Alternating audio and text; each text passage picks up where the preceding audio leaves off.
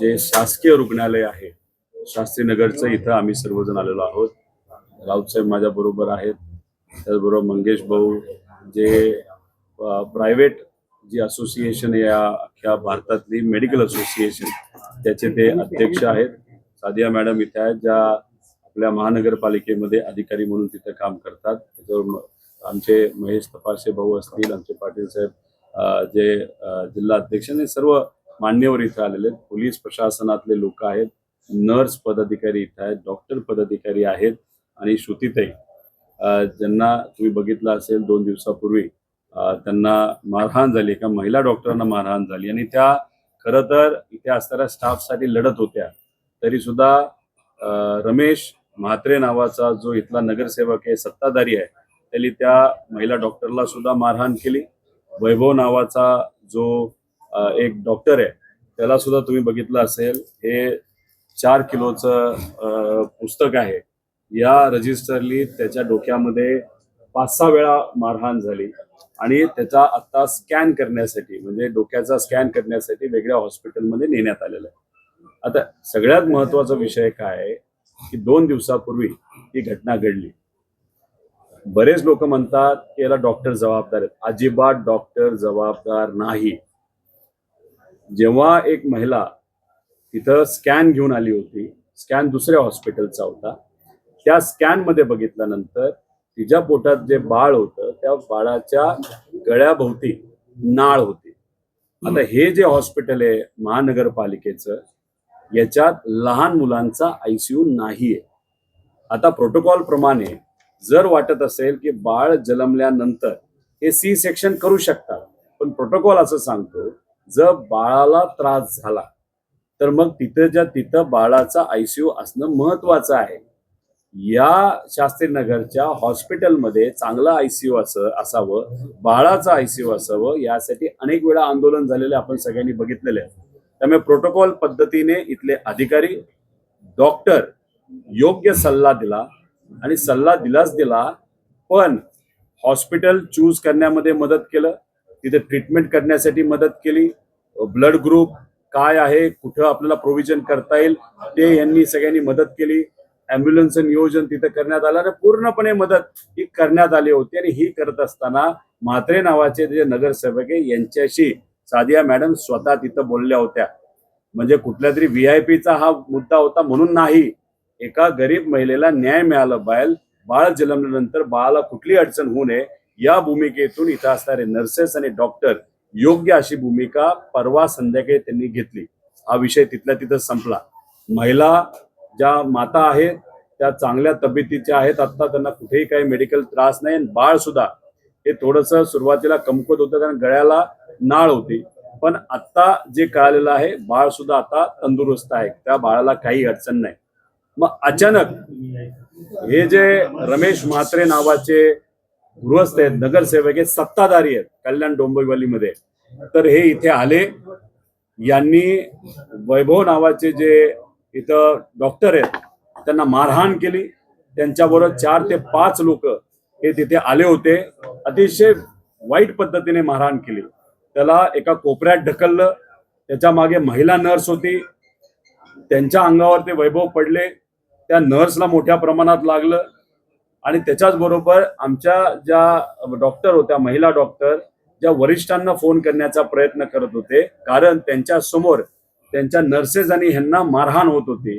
आणि तिथे असणारे जे म्हात्रे नावाचे नगरसेवक आहेत रमेश म्हात्रे, यांनी त्यांच्या हाताला मारलं, महिलेच्या हाताला. एक तर पुरुषाने महिलेला हात लावलाच नाही पाहिजे, त्याला मारलं, फोन खाली पाडला. आणि ही जी दहशत आहे ना ही एकाच दिवशी झाली असं नाही, अनेक वेळा याच हॉस्पिटलमध्ये रमेशली आणि त्याच्या गुंडांनी अनेक वेळा इथं असणाऱ्या नर्सेसला आणि डॉक्टरना त्रास दिलेला आहे. आम्ही सर्वजण इथं आलेलो आहोत. आम्ही पूर्णपणे नर्सेसला आणि डॉक्टरना त्या ठिकाणी पाठिंबा देतो. त्याच्याच बरोबर आम्ही जेव्हा इथे असणाऱ्या पोलीस प्रशासनाशी बोललो आणि विचारलं की कोणाला आतापर्यंत तुम्ही पकडलेलं आहे, एक तर BNSS कायद्याच्या अंतर्गत कलम टाकता येतात जे टाकलेत, आणि दुसरा विषय होता तो म्हणजे 2010ला काँग्रेस राष्ट्रवादीचं सरकार होतं तेव्हा आपण एक ऍक्ट आणली होती डॉक्टरांसाठी, नर्सेससाठी, मेडिकेअर नावाची. त्या ऍक्टच्या अंतर्गत सुद्धा जे काय कलम टाकायला पाहिजे होते ते टाकले होते का आम्ही विचारलं तेव्हा नाही, पण आता पोलीस म्हणतायत की हो आम्ही टाकलेले आहेत, आम्ही त्यांच्यावर विश्वास ठेवतो. हे नॉन कॉग्निझेबल म्हणजे कॉग्निझेबल हा गुन्हा आहे, दखलपात्र हा गुन्हा आहे. लगेचच्या लगेच त्याला पकडून जेलमध्ये टाकण्याचं प्रोव्हिजन याच्यामध्ये आहे आणि नॉन बेलेबल आहे. पण बघा, काल 3 लोकांना पकडलं असं आम्हाला कळालं, पण जो हिरो होता म्हणजे जो स्वतःला हिरो समजत होता आणि जो त्या ठिकाणी नाटक करत होता, गुंडागर्दी करत होता, तो रमेश म्हात्रे आज सकाळी मीडिया समोर सहजपणे बाईट आणि मीडिया कॉन्फरन्स घेतो आणि त्याला तसंच सोडलं जातं, त्याला अजूनपर्यंत पकडलं गेलेलं नाही. या गोष्टीचा आम्ही निषेध करतो.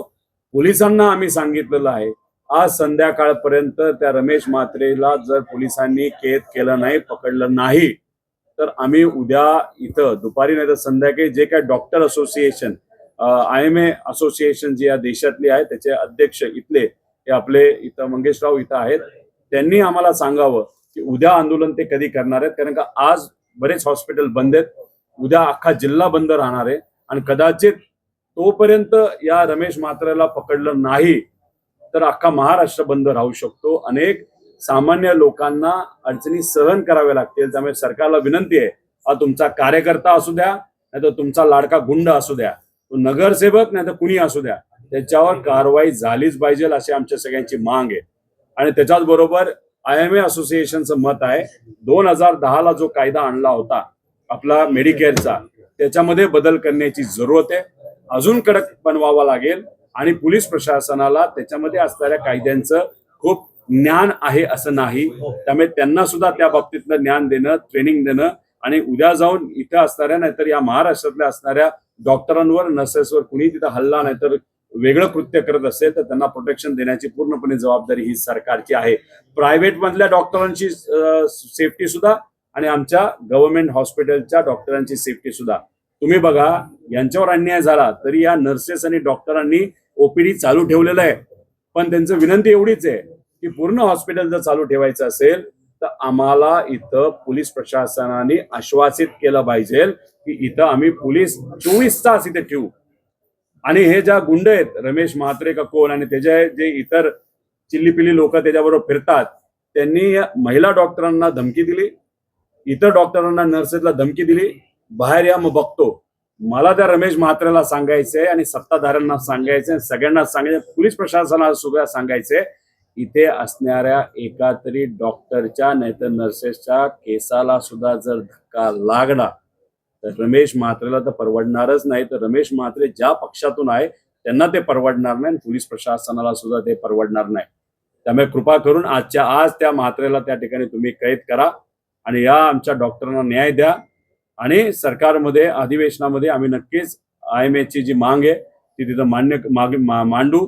आमच्या सुप्रियाताई सुळे असतील आणि उद्धव ठाकरे साहेबांचे शिवसैनिक असतील आणि काँग्रेसचे सुद्धा जे कोणी खासदार आहेत त्यांच्या माध्यमातून सुद्धा पार्लमेंटमध्ये हा विषय कसा मांडता येईल याचा आम्ही नक्कीच तिथं विचार करू.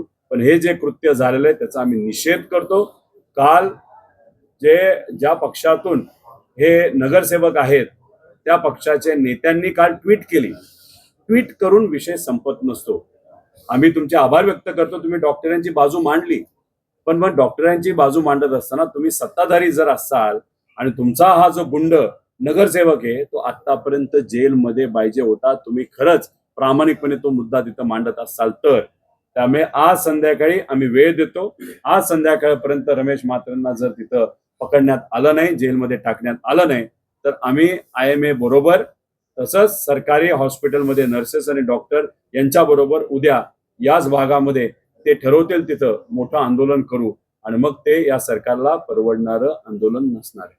तुम्ही DCPशी बोललेले काय नेमकं त्यांनी तुम्हाला सांगितलं?